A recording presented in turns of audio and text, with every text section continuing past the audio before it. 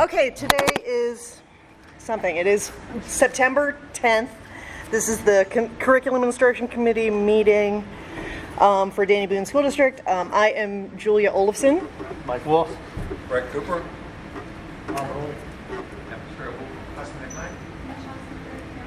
And we have two members of the committee, Beverly Albright and Stephen Miller, who are not here today. So I'm going to give the floor to Mr. McKnight to start us off. So basically it's just update information. There's nothing new or nothing. I did run into Jeff and he stopped in and he said, where were we with curriculum? Mr. Scott? Yes, Mr. Okay. Scott, thank you. And he asked where we were with the curriculum mapping and so forth. So it's the matrix is laid out, and I can give you all the dates specifically, but they're monthly up through April. For ELA, Math, Science, and Social Studies, we've had good experience with Ed Insight this week, staging maps and training and putting together step-by-step for what we'll call the core mappers, the people who are leading, which are teachers leading on the writing projects pieces of those events. So you'll have fully fleshed out and publishable maps if all goes well for review in April and May with publication ready for the new school year next year. So it'll all be viewable to the public. Sans 3 columns. We won't share resources with the public. We won't share assessments, and we won't share lesson plans for obvious reasons. But there are 5 other columns that everyone will have a comprehensive understanding of what's happening against standards. And how is that happening? A lot of it's happening obviously through the mapping teams, and then the educator planning and collaboration process, monthly meetings with K-12 school counselors, monthly meeting with K-12 reading specialists, monthly with assistant principal and math interventionist, and then weekly we meet with principals in their buildings. I'm just speaking of you, Mr. Scott, welcome. Dr. Sincerapino is meeting with instructional coaches weekly, and she'll update that. Well, why don't you update? No worries. So the instructional coaches and I meet every Friday morning. They will start this week be turning in to me a weekly update on just kind of trends that they're noticing. So the important part of that role is that they can maintain the level of confidentiality with the teachers, and that kind of what they talk about isn't out there necessarily to be used against them evaluatively. So they're meeting with me. We're working through some of the same work we're doing with building principals around Charlotte Danielson and the domains, and having conversations about what they're seeing in classrooms and how to give feedback against those domains, and against the evidence that they've collected, rather than sort of subjective, this is what I think I see and this is what I like. So making sure it's really specific, measurable feedback. So we did our first meeting with them on Friday, and they needed also just some time to kind of hash out what's going on and how do they see their role. So this week we're going to be working on their rollout to their faculties. They really want to make sure they do that collectively and collaboratively. So they'll be doing that, and they're also going to participate with our second-year teachers in some work around Marzano and what effective instruction looks like, so that they can coach that, but then also that they're using, again, common language, common terms, common understanding. So they're off to a good start. They're super excited to be doing the work that they're doing. And a little bit holding the neck a little bit from off and running, but just making sure that they're all on the same page before they kind of get rolling. So they're excited. And we posted this week, so thank you to Dr. Cooper for that. The middle school position, even though that won't officially begin until next year. The coaching position, or the middle school learning coach. So the learning coach, there yeah. isn't one at the middle school. Right. But we're doing all this sort of foundational training and work with that group, and so we had Mr. Knight and I had a couple of conversations around, do we really want this last person coming on board a year after everybody else has kind of had this foundational training? So that will at least give them the opportunity to participate in that foundational training and then be able to jump on board next year without kind of being a year behind. So that position got posted today. Okay. Go ahead. No, go ahead. Listed here as being, close to complete ELA, Math, Science, Social Studies. That leaves English, I guess the arts phys ed. I don't know where So- computers so comes in. The original yeah. plan is, we're doing the core content areas. Yes. English language arts, math, science, social studies, year 1. Year 2, we bring on the encore programming in the same model. we have I in see. Year 1. So in 2 Okay. years, we'll have every course in this school district math. Great. Okay. All right. You know, it's a substantial project, so to be able to pull that many people out of the instructional system is not really feasible. Right, and I also know that, you know, when you get into the when you get out of I guess K through I guess 8 and move into the branching out that happens in the high school, you know, developing a whole curriculum, because you got to go down the band route and you've got to go down the choral route, and I know that I it's mean, the high school is 143 Right. courses or so. So Right. you can imagine the exponential relationship that evolves. Sure. Yeah, and you know, I knew that social studies was already in the works when we started working toward a more accelerated working on the curriculum. I knew that social studies was already like half, maybe not half, but it was started when we started talking about this last year, and I knew that math and English were going to be the next things. So. So the focus on the K-12 counselor piece is that we become, you know, a systemic relationship, especially around SEL and around some of the school-wide positive behavior at the lower levels, growing into Old AS, growing into the ADL piece, the training that we've had to connect all those pieces. So all those people in the room designing out those elements as we kind of build more of a cohesive piece. Reading specialists are looking at the current interventions that we have in the system. So when you look at MPSS, you have your universal tier 1 kind of main instruction, but if that doesn't work for students, then what? Yeah. So the reading specialists are examining and studying and sharing out in these meetings, what are the interventions that we're using? And are they the right ones? So that's the conversation that will come online, as well as the math interventions as well. How many reading specialists do we have per building at this point? It's about 1 per grade. Okay. It's a little less than the middle school. There's actually many more where we're tagging in about 1 per grade. Right. Okay. So they go back and then share. All of this model, you can't pull every staff person. Oh, But sure. they have a responsibility to go back and share with their like peers, and we have a system built in to gain evidence that that's occurred. So the information is going back and forth in a way that we know it's occurring, that everybody has an opportunity to engage in feedback and has, you know, a decision will be made ultimately by these committees and these groups, but everyone's going to have a chance to have some insight or input into it. The assistant principals are connected with the counselors on the social emotional learning piece. I mean, they do many things, but this is one of the main driver pieces that they're having. You know, their skin in the game, or their stake in it, is that they're connecting or helping build the culture, especially around social emotional learning, discipline, restorative justice, so that you know, we're in the infancy of all of it, guys. Quite frankly, what's happening. So to professional learning, Michelle and I were reading last week and on and on about launching on the 27th for professional development that's aligned to the comprehensive plan, as well as professional development on the 14th that's aligned correctly. So we are meeting tomorrow with the principals with the draft that Michelle came up with.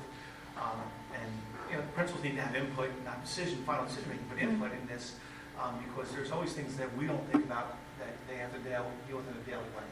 So they're going to have some feedback and input, and then some final decisions will be made, and that piece will go out.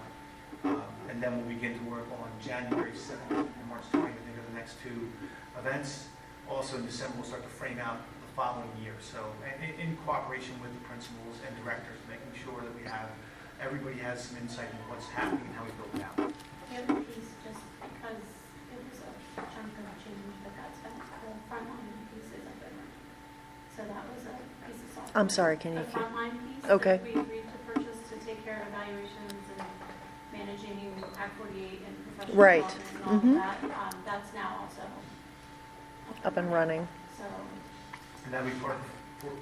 We're going to do a little piece on yeah, that. we're going to do a little bit with principals tomorrow morning.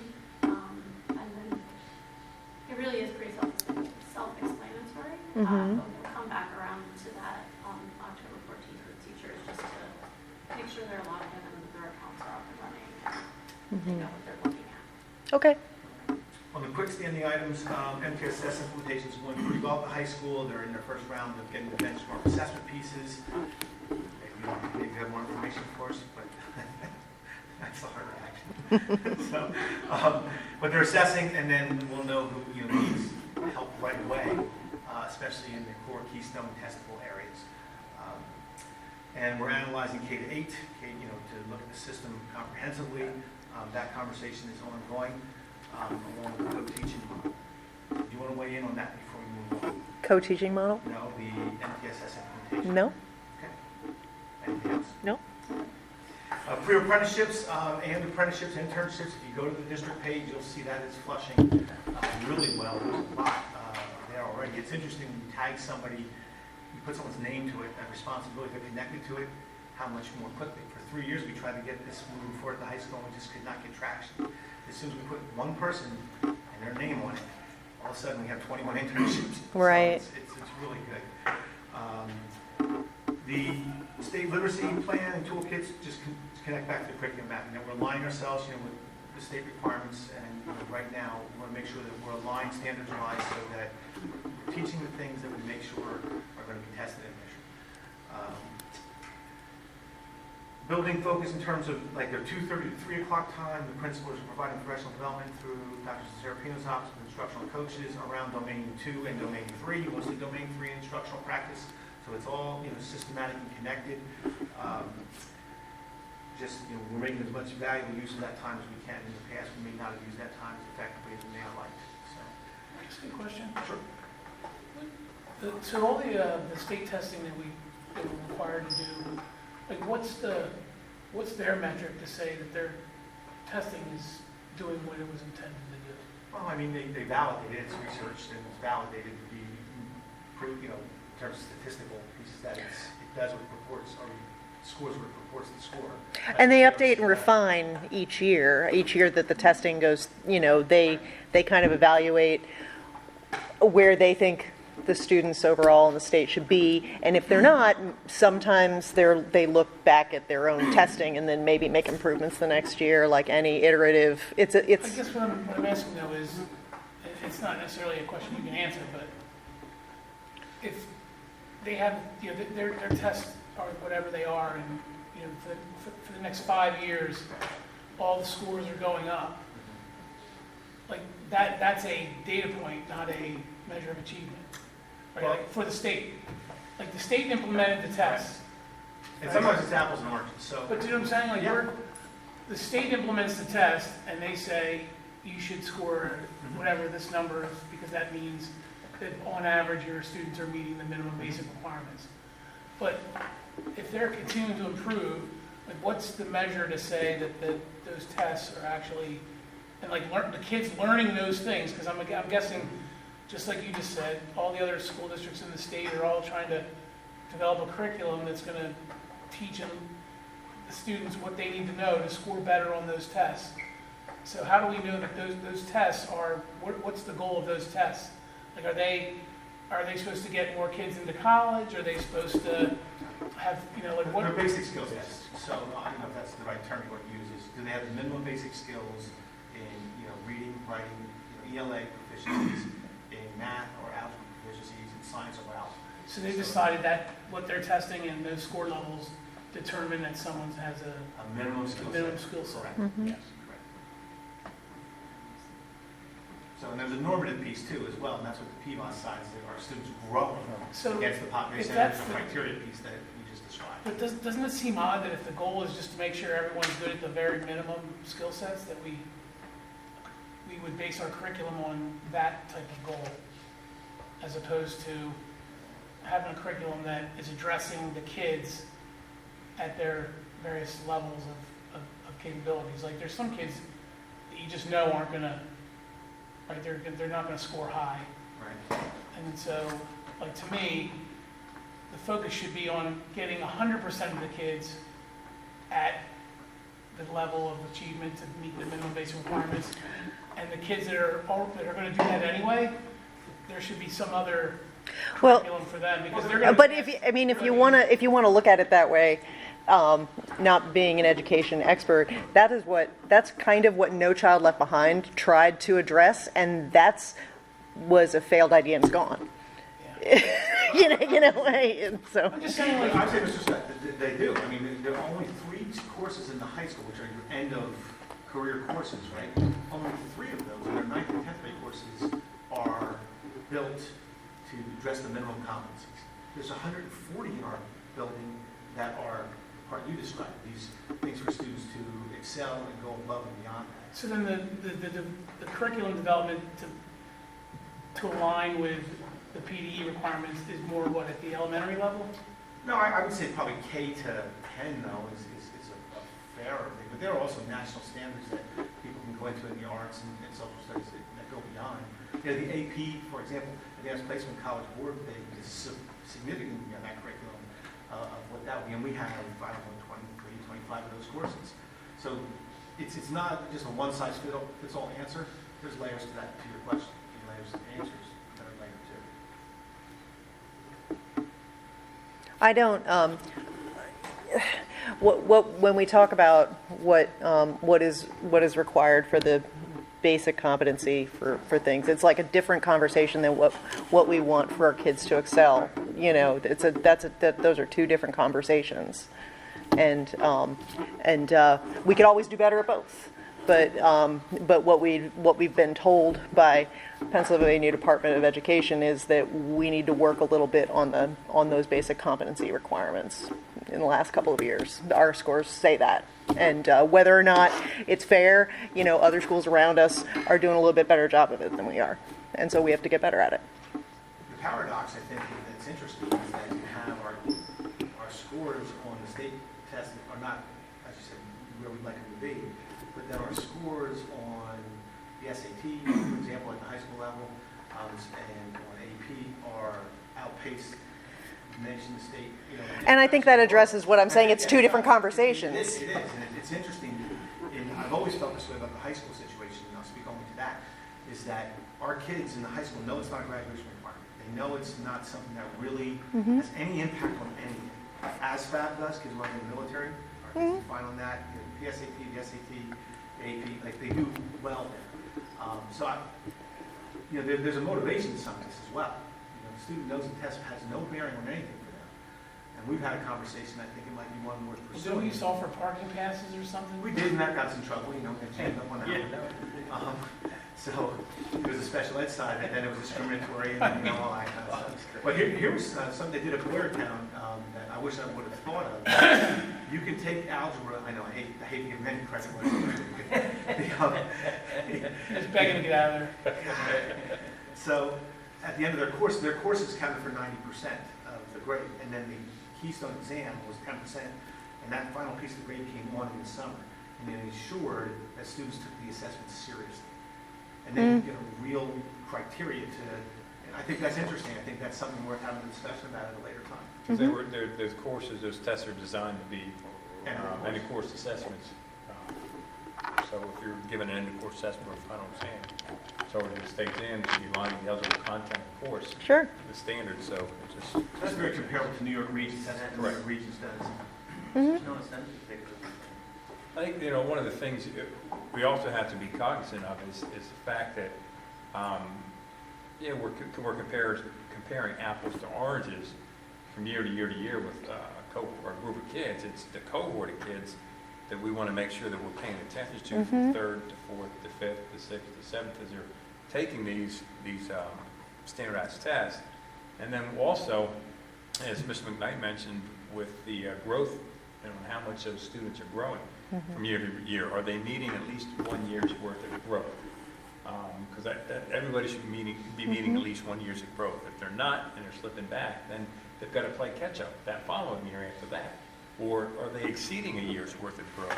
So that PBOS, which is set up with calculations and algorithms by the math people that calculate how much a kid should be growing from 1 year to 1 year, 1 year to the next, is one thing that I think is more of a testament to how our kids are doing, is that growth. Are they growing and meeting that 1 year's of growth or more?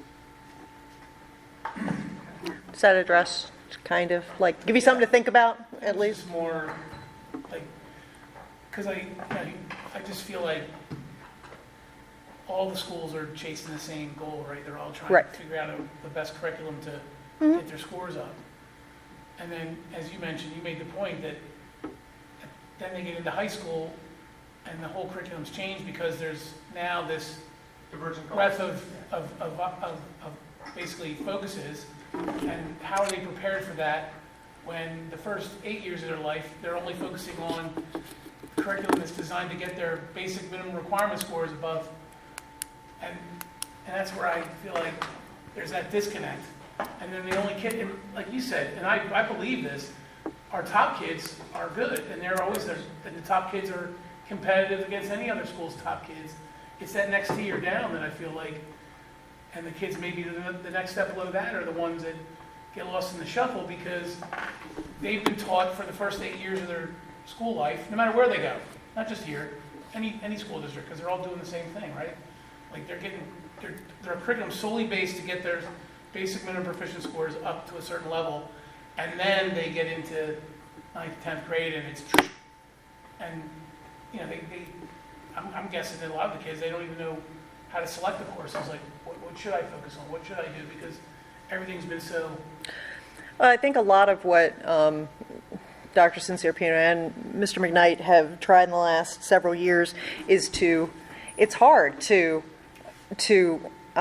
design a curriculum which is not teaching to the test, but still addressing the issues that need to be addressed as per, the things we've, been presented to as far as our test results, and teaching to the test doesn't work for all the reasons you said, because it gets kids, you get locked on one thing, and, you don't learn how to be a good student. You learn how to be a good test taker. We don't want kids like that. So we're that's what these changes to our curriculum and having learning coaches. That's the attempt to get away from teaching to the test, but still, improve our test scores. It's stuff that. In some places, it's like research-based learning that they're bringing to our school. Some things are things that have been tried to be implemented before, but were never fully implemented, or just continuing to implement the stuff that we already have. But you're held to accountable based on test score. You have no choice but to test. Correct, but teaching to the test is what we're trying to get away from. They're trying to get you to say he did a great job. People are buying houses. Instead of giving See how good the school is. good customer skills, they're teaching them how to make sure the customer answers the questions right on. So it's in every industry. And you get the last word. It's not right, but No, go ahead, sir. If your curriculum is aligned to the standards and the eligible content of the PSSAs or the Keystone exams, and it's a solid Tier 1 curriculum, and it is taught with fidelity, and it's measured with accuracy and frequency, and meaningful appropriate feedback is provided to the student, and those pieces are in place with an RTII or MTSS system to catch those kids who were not successful in that Tier 1 instruction, because there's going to be kids that are like that. Not every kid learns the same way, the same thing at the same time. It takes some students longer to learn than others. As long as you have that put in place, and a system put in place, the test does not matter because the test scores are going to be a result of that good, solid foundational curriculum. Right. So that's what has to be taken That is care of. the less flippant way of saying what I said a couple minutes ago. So I'm going to let that be the last word on that. And if anybody else wants to continue to have that discussion, they can do it another time. So go ahead. Okay. So we are just a curriculum. We touched on that we're as the content we're aligning the curriculum instruction assessment. Dr. Cinciarpino drafted out a virtual learning platform, which is a good starting point for us to have the conversation moving forward. I shared it with the cabinet. She shared it with me last week. I shared it with the cabinet. So we're progressing along that line, and we'll update you as we kind of lock in some final decisions on that model. Great. I did share with you, we talked about coaches, we discussed the fact we're aligned on alignment with the BCIU and their training model. Suicide Prevention Task Force, this is Suicide Prevention Month across the country. We still have not locked that piece in, to my disappointment. We're still working on that. I did have a meeting with the school counselors on the 17th, And I'm hoping that someone will step to the forward and be willing to lead that task force out of the house. Oh, right now we don't have a leader for that in the high school? Or Not school, in on the district-wide? And we want to Okay. do a proactive piece. We have people handling suicide, don't misunderstand. No, I Yeah, understand. we have the basic kind of reactionary template going, like Right, everybody. like always. We'd like to take on a proactive piece, and I'm not sure what that looks like, but I know our counselors and our school psychologists are smart, and they will help build a model that can deliver a proactive approach to it for us. Many times people who deal with this issue, obviously I'm not comfortable, I don't think any of us are, kind of shy away from it, and we have done that a little bit while I've been here, and we have taken a different mindset, 180 degrees, that we're going to engage that topic. And that is a recommendation nationally to engage. Sure. I remember from a conference I went to, we were talking about the Safe to Say program, and that a lot of tips that were coming in were all concerns about self-harm. Is that still, as far as you know, the case in Berks County? Rob sees a lot. Early on, we had a significant, like also. Yeah, a sure. significant number of phone calls. It's Oh, yeah, I wasn't pointing to us specifically. I meant, I think it was a District Attorney Adams might have said something at a meeting I went to, but It's go a ahead. great program. It's another way for kids and families to reach out to us and let us know what's happening. Okay. It's encouraging. I think I speak for all of us when I say this. It's encouraging. A lot of times when tips come in, they're more aware of situations. You already know. We've already addressed some of those things. Okay. Which is good because that means our system is working in terms of picking that kind of stuff up. So, I know that's separate from a task force on a district-wide, but I was just curious if you still saw as much as you did last year coming in. slow right now. Yeah. Fair enough. The next piece really is the competitive curriculum framework. I shared, Dr. Cooper and I have spoken about this, and basically as we map out the courses, these boxes are the areas that we're going to ask teachers to engage and look at, or building principles, as we build it out. And I just share that with you kind of as the framework of what's happening in each curricular piece. I'll certainly keep you up to date as we kind of go down the line. That's the generic. You have anything? Just that, you guys are figuring out comprehensive plan, so that's ready to go as soon as it has the signatures, so I know that they're working on that. And so Okay. that will be off to PD. All right. Resolve those technical. When should we be seeing last year's PSSA numbers? And not that's not what I wanted to say. When are we going to be getting our information from PDE about last year? I can tell you PVAS scores aren't released yet. Oh, yeah, I thought- October. I thought I remembered Future October. Ready- Yeah, the Future Ready Index takes about a month after the Okay. PVAS scores actually come in. And Pure achievement scores, we have an idea, but absent, they're attributed as of like October 1st. They haven't pulled those kids out of our scores there, but the actual release is probably end of October-ish. All right. Short answer. okay, and I'm gonna probably butcher my memory from last year of where we were with this. I thought that there was an opportunity for us to be submitting our own recommendations for some specialized information to be included in that score to the PDE. You can do that, but it has to be research validated. Okay. Study Island, the software we were using, didn't have the research. Oh, okay. We're trying to gather that. So when we're- we started, that was about a year ago. Right, and so we're still working on gathering that info. We're using it Insight now as our assessment system, so they will have to now do the same type of thing. So right now, it's the same algorithm, the state still uses the same algorithm for evaluating where we are. Yeah. So we haven't added anything in No, and you- extra. very, Okay, Very few scores. So, fair enough. great question. That's all I have. Thank you, sir. Do you have anything? No. Anything from the public? That's you guys.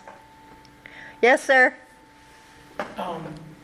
So aside from the scores themselves, like what other key data points are we looking to measure? So at the high school, we created a 16-point report card, and I've shared that with you guys in the past, and I've talked to the principals about that because, to your point, I think there are many other things that are important that are happening in the building. So one of the things that we had on our report card at the high school was how are students performing at the CTC? Okay, now you get a little piece of that on the Future Ready, but we think it's a pretty important piece. So, VOTEC. CTC? career training.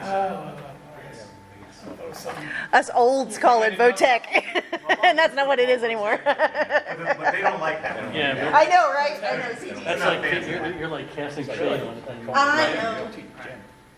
So we will also, the SAT. We could use an HVAC person. So we do, and I've asked Jenny and Megan, those guys, what are the things that they feel are valuable to share? So we'll be sharing what we put out, kind of once we get that data plus the pieces they want to flesh out a more comprehensive picture of what we think is happening in building for the district. Like, would we get an idea of what data, like what metrics are going to be used to measure success once the curriculum starts to get implemented? Absolutely. And because I know Dr. Cooper is probably tired of me barking in his ear about like one of the things, I only have elementary experience in the district because that's my kids at that age, so I can't speak to the high school at all. And we're just starting to get into middle school this year, but the one thing that I noticed is that the curriculum, whatever it is implemented and executed extremely That's the whole point of the process. inconsistent. Yeah. Right. I mean, that's where you came in, I had my special points on here for you today. I even said that before you got it, did I not? You did. So that, when we talked about curriculum mapping and monthly planning, how it works and where it comes from, and we're bringing it forward. So that was specifically for you, Mr. Scott. He's starting, he's like, can you just do something about this so he stops talking?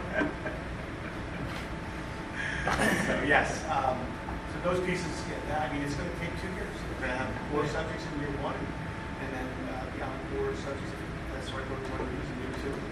And then at that point, we'll begin to, I would call kind of I like what we said, the guided practice element of it. And then in year 3, we really, on that level, I think, that we like to use the word competitive curriculum. So that's the mindset, and the metrics for us to measure. And I think the best way to ultimately measure are our kids' college and career record. That is ultimately the end point of all of this.